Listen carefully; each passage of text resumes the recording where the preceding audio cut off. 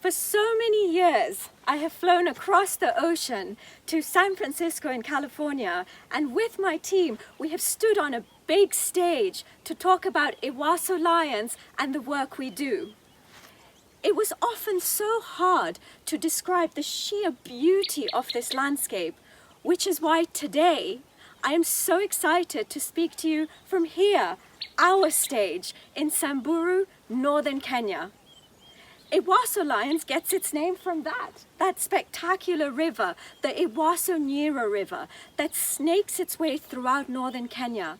Communities, their livestock and wildlife really depend on this river. We work in an unfenced landscape, Samburu County to the north of the river, Isiolo County to the south. So why is it important to do lion conservation, and why is it absolutely critical that we all get involved? The reality is lions are in serious trouble. They are declining across the continent. There's only about 20,000 lions remaining in Africa. And in my country, Kenya, there's only under 2,500 lions left. They have a host of threats, a few of them being habitat loss. That is a big concern for lions. They are running out of space. Landscapes such as this are disappearing for lions very quickly. And when they struggle to move from one safe place to another, they often come into contact with communities.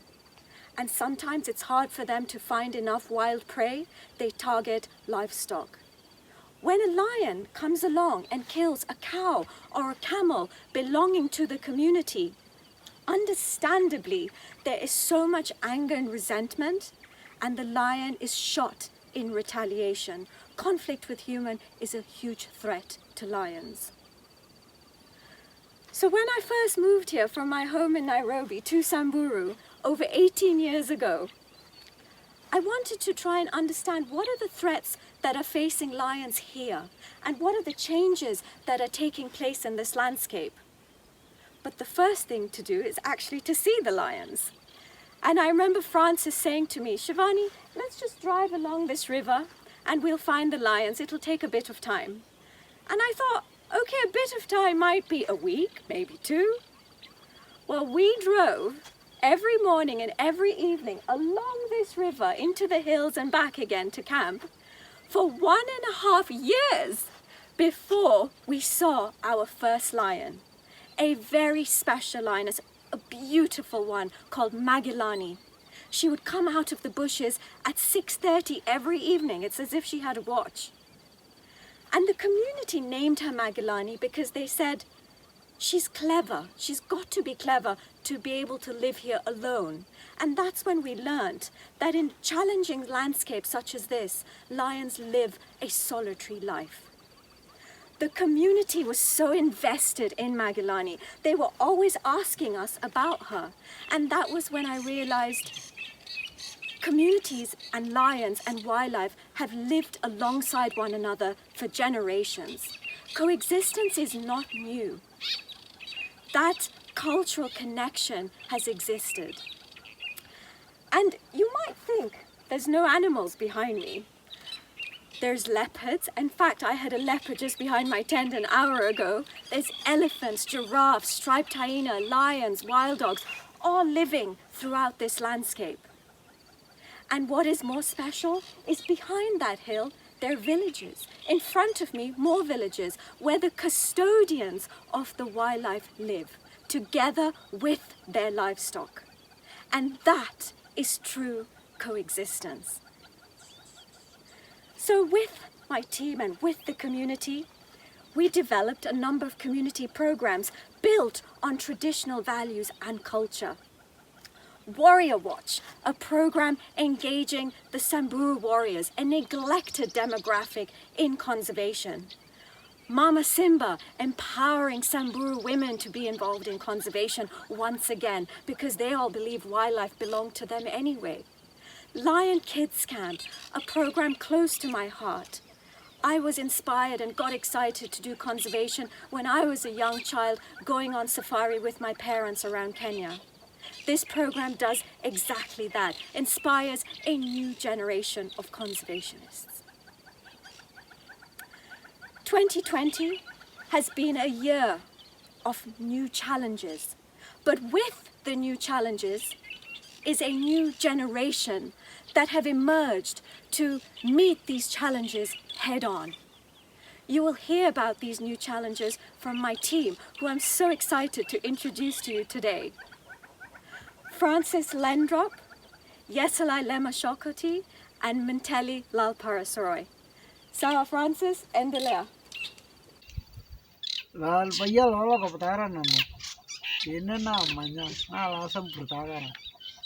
Na gore yo sampri kerala ramata kulosio. Ne keral tu ngana ibu tu buat naga aku ngojitin. Na ibu bapa ngojitin nokol. Na gore tu ngara kini aku buat tu yo. Ikera matu cakap na tanto kenakol. Na marai kaya yo atu ai tele lek na rangkara kara matang. Ibu bapa ngojitin nokol. Tangkara kan da tu sio. Ongare. Ikera yo tu ngana sio magai teke mea apa ke?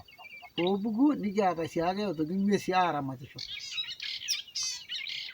Orang kata dari nada ada alari nobo no tu untuk kita nak juga nak kongkol lagi ni kita ramai siara kata nobo ini ni atau kita. Amok orang baru tu nobo nulma ati na untuk kicaga ni itu kodolnya. Baru bobo nu ni dapaca iya dapaca wes tiga tu poke. Nada kau ini mukanya kan di nenya makutini nenya tu kita nu poke. Nyambai budinan tanggang aja juga na tabang dua tabel maju dia. Naik aja cuma ya temu tabal kek na nyangkop. Anak merah untuk kedua ni tu nyangkop. Merah kek kini enggak jadi.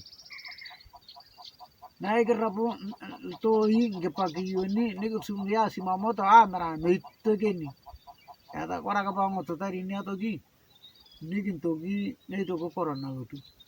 Untuk kini juga tu kakeknya, neng untuk kakak ada community, ayo kudus community, mereka juga community karena mati kakek ni ke, ni kini tu ada tu kini ke, kaya kaya kakak kakak itu kaya kesebuni, kaya kemas, ni kaya tak gravy, ada tu yo aja, ni kaya ada kata ini atau gi, uang tak ada kaya endelea kata ta, ayo kudus tu, ni karena mati kakek tu nopo. Paling kasih alang atunyo, na algasi ligo tomo na alga sele lega bagake no gol alga si ile alga tunyo tanako amu gol alga si alga tunyo no yo alga tunyo to kana ji corona na ta ke jenje ma bina para basi bina punya tangara ke corona ya tai ko wuta pagen jana pake no tuna pake na gol leri da digiti gairo go to yo wele amu ke go corona ito go to krokas apudu to kumbai no wele kora bagata ta corona ne mi ga baku yol ga sa alga tunyo kibini ko puta ke kala suku ni da baku yo bisi tangara ke vela na puto longa tunyola nga miyo na corona na ku puto ke kala suku da sarano tripa au ba ya ko longa tunyola baga mo kenyi da na ke som tana baga mo ni som na ga nya soro ko som yang ka baga ke lugu na ga era tal tungana amu miyo nan ja ga te corona no bo bo la binda ke moji ko ngona ka manna tan kan kata poken tene moji no bo ko na pero tene bo nya tames toldo kun tala jangan kau sahaja namanya nyal dukun ile sere nere tangkara ke kata man tamis na kai baru na limudo sudah ngatun amul ngatun jel dari lo na ngatun ligi jol poken kira timang ataka cuma nyen mesom nare ala kananya kesasi nere na ko me kichamu yo kara tim na ko ne toki pai ke ngada gadu yo kunyo ko tanaka sagi yol ga seranga me yol nani chena ki kweta kata poken anyo ko tanake na gara yo bisu woleng ulo ngatun yolang olga seranga sale kasta Kalau kanan dalda ini dah kunda beroto na emma, kayaknya tuh serang saya itu manari, nara ususugi, mau muto, itu agak dah sih saya itu manari, ada tak tim, tahu mana ke leti, dake, tangkar agak kalah ngatunya. Nah kalau tak ada nano, kapar tak dalda ini apa emma, kalau tak urgent itu kan lipoin ya, nak kayaknya dah oleh ngapain ya, kata kalau tak urgent itu. As you've heard from the team, everyone has been so busy despite all the challenges of locusts and COVID and conflict. We have learned to be very creative and adaptive in our work. Exactly 1 year ago, I was sitting here at sunrise when I received a phone call from Letpukwa, our research officer. And he was very upset. He said, "Shivani, come quickly. I'm 2 hours away north of here and I'm with a very sick wild dog." I got into crisis mode very fast, unfortunately something that our team is very accustomed to, and I raced across the hills here 2 hours away to where Letpukwa was parked right near a bush, and under the bush, sure enough, was a very sick wild dog. I was heartbroken to watch a dog suffering and in so much pain. It was so difficult to see. I called the vets from the wildlife service. They came quickly and the dog was diagnosed as having canine distemper. That week, unfortunately, we lost 5 wild dogs. A huge loss for a critically endangered species that had slowly been recovering in this region. We rallied together and worked with lots of partners from across the country. And I'm so excited to say that over the past 10 months, we have vaccinated over 2,600 domestic animals against canine distemper and rabies, the 2 diseases that affect human health and wild carnivores such as wild dogs and lions and cheetahs and others. And the great news is just a few months ago, right here, below the hill, we saw 6 wild dogs. A sign that hopefully this population is recovering. This whole program that we started is called Kura's Pride, named after this special boy here. Kura came into our lives many years ago, and he's one of the luckiest dogs in Samburu. The reality is most dogs in this region are not in good condition. Through Kura's Pride, we are aiming to change that, improve domestic dog welfare, and encourage responsible dog ownership so we can reduce that disease transmission to wild carnivores and help improve human health as well. We have a big vision for this program, so stay tuned.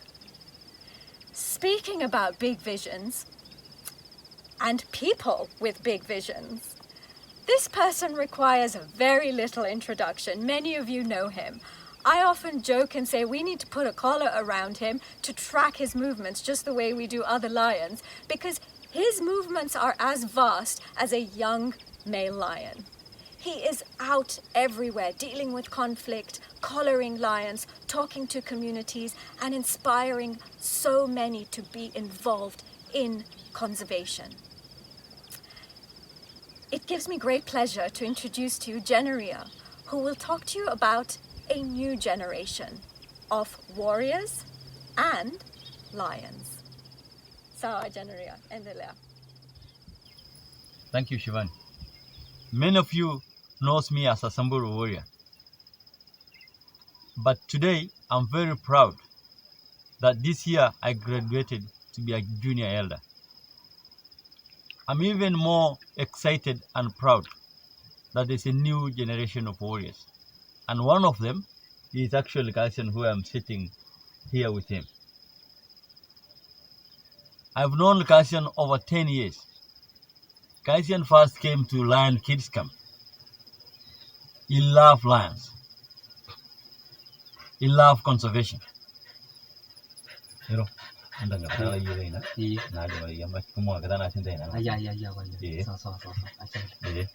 the Kaisian has now joined the Warrior Watch program, this program that I started in 2010. Now, the Kaisian goes out every day and standing in the back of the Suki, being trained by us. Something that I used to do many years ago. I am even more proud that we have a new generation of warriors, we have a new generation of lions. And one of them is actually Naramat. Back here where I'm sitting is where Naramat lives, the lioness that we have known over 10 years. And she has become so famous within the community here. She first moved to Elmwesi, further west, in Elmwesi, where we have got a team in there as well. And she came back with 3 pretty little girls, so cute girls. And she has come back home, where she has loved, where people have really known her very well. Lions have become part of our lives. As a community, she means a lot to us. And not only to us, also for Kenyans.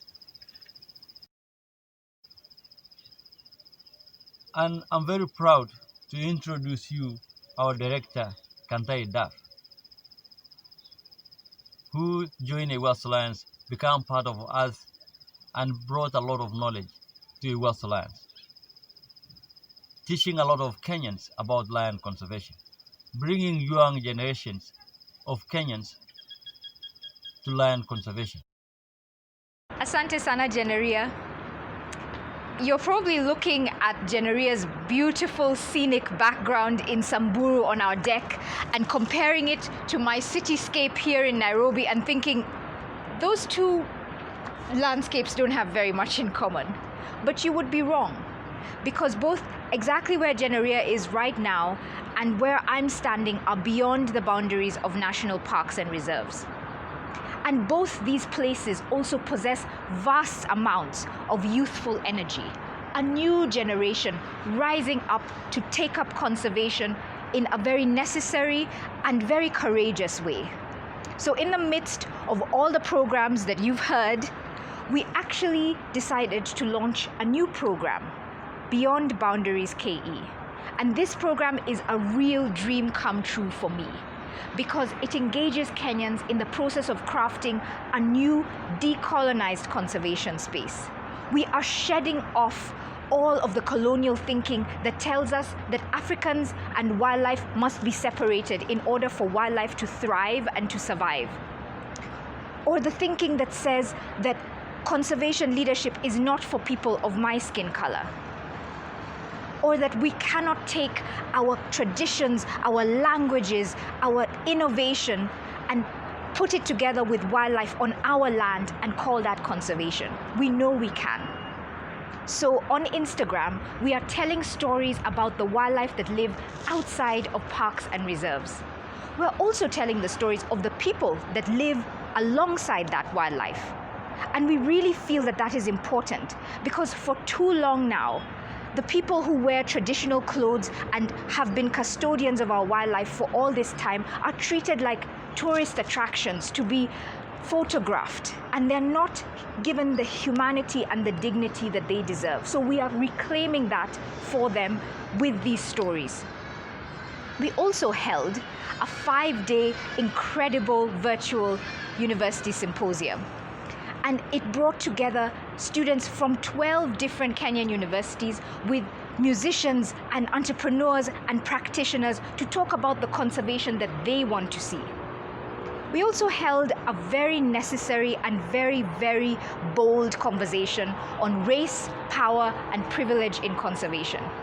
And it's been a taboo topic for a very long time. But we really have to break all of that up if we are to get the conservation that we want to see. So we have to talk about it. And as we do, we realize that the solutions cannot come from a place of hatred. They cannot come from angry conversations. They have to come from a place of empathy and kindness, because that is where the compassionate conservation space is going to come from. And that is the conservation that we want to see. When this year began, I think we all collectively as a world tightened our belts and predicted the worst, especially when Corona began.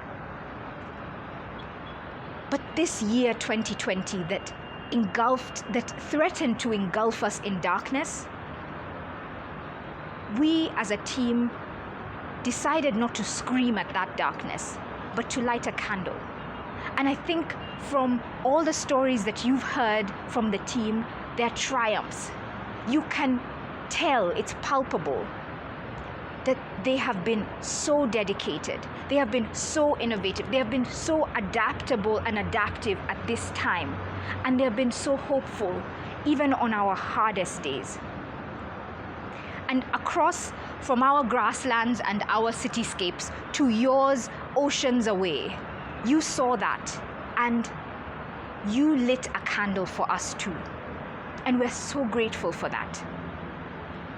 We promised our team that because they have been first responders in the landscape, and because we know that we are leaning into our value that conservation really is about people, we promised our team that they would continue to earn their full salaries this year, because they really have been working as business as usual. Things have been going full steam ahead out in northern Kenya. And we couldn't have done it without the candles that you lit for us around the world. So we are so grateful that you managed to do that, because now our team continue to be the beacons of their community. This is the time that they need this more than ever. So thank you from the bottom of our hearts. We can't believe it, but now we are actually planning for 2021. I think there were many days where we didn't know that this planning process would come. And we're so excited because we can do this with you. We've done it because of your encouragement and your support, because you've ran with us and walked with us and just been there with us. So now in 2021, we're looking at a budget of about $900,000. We're looking to continue our work with the Jeremy Lucas Education Fund. We also are continuing to work and expand our bioinfrastructure project along with the Grevi Zebra Trust. And you've heard a lot about Beyond Boundaries KE and about Kura's Pride from Shivani. So these are the main projects that we are excited to be working on next year. And we thank you because you have supported us all through this year, and because we are all holding hands as we go into the next year. Thank you all so much for your amazing support from all of us at Ewaso Lions.